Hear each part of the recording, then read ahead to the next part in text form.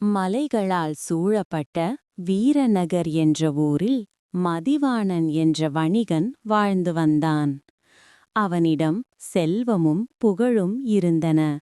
ஆனால் அவனுடைய வாழ்க்கை எப்போதும் ஒரு கேள்வியுடன் நடந்தது. நன்மை தீமை, லாபம் நஷ்டம், இவற்றில் எதை தேர்ந்தெடுக்க வேண்டும்? ஒரு நாள் அரசன் அறிவிப்பு வெளியிட்டான். அடுத்த 10 நாட்களில் யார் அதிக வரி செலுத்துகிறாரோ அவருக்கே அரசின் பெரிய ஒப்பந்தம்.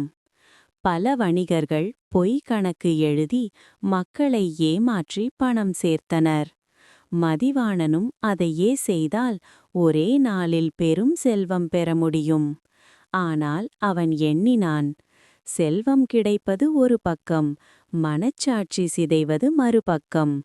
இருமையையும் தெளிவாக உணர்ந்த அவன் அறத்தை தேர்ந்தெடுத்தான். பொய் கணக்கு இல்லை, லஞ்சமில்லை, ஏமாற்றமில்லை. அவனுக்கு அந்த ஒப்பந்தம் கிடைக்கவில்லை. சில நாட்கள் அவன் வியாபாரம் மந்தமானது. மக்கள் அவனை முட்டாள் என்றார்கள். ஆனால் காலம் கடந்தது. பொய் செய்த வணிகர்கள் சிறையில் முடிந்தனர். அரசன் புதிய அறிவிப்பு வெளியிட்டான். நேர்மையால் வாழ்ந்த ஒரே மனிதன் மதிவாணன். அவனே அரசின் முதன்மை வணிகராக நியமிக்கப்பட்டான். அந்த நாளில் மக்கள் புரிந்து கொண்டார்கள். லாப நஷ்ட இருமையை அறிந்து அறத்தை தேர்ந்தவன் காலத்தையே வெல்லுகிறான்.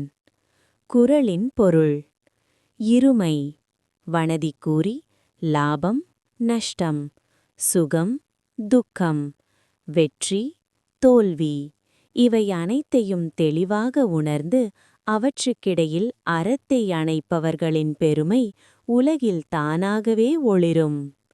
இருமை வகை தெரிந்து ஈண்டு அறம் பூண்டார் பெருமை பிறங்கிற்று உலகு.